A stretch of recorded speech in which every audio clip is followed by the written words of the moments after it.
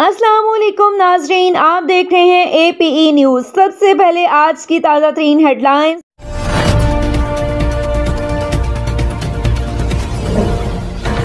السلام علیکم ناظرین، آپ دیکھ رہے ہیں اے پی ای نیوز۔ پاکستان کی پہلی ڈیجیٹل مردم شماری کاغذ قلم کو ترک کر کے آن لائن اپلیکیشن کا استعمال کیا گیا۔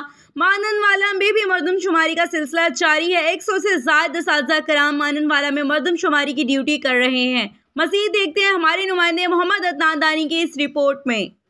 آبادی کے لحاظ سے دنیا کا 5واں بڑا ملک پاکستان کی پہلی ڈیجیٹل مردم شماری جاری ہے۔ پہلی ڈیجیٹل مردم شماری کاغذ قلم کو ترک کر کے آن لائن اپلیکیشن اور ایک ڈیوائس کے ساتھ کی جا رہی ہے۔ گھر گھر جا کر اساتذہ کرام آپ سے تمام تر تفصیلات پوچھ رہے ہیں۔ مانن والے میں مردم شماری کا سلسلہ جاری ہے۔ حکومت وقت نے 100 سے زائد اساتذہ کرام کی ڈیوٹی ڈیٹا سیو کرنے میں لگائی ہے۔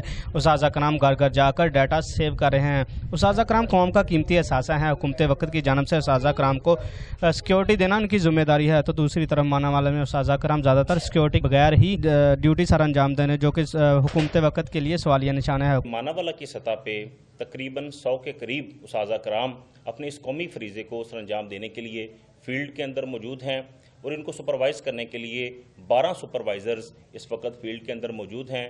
محترم اسسٹنٹ کمشنر جناب لارے اسلم صاحبہ وہ اس پوری اسائنمنٹ کو ہینڈل کر رہی ہیں۔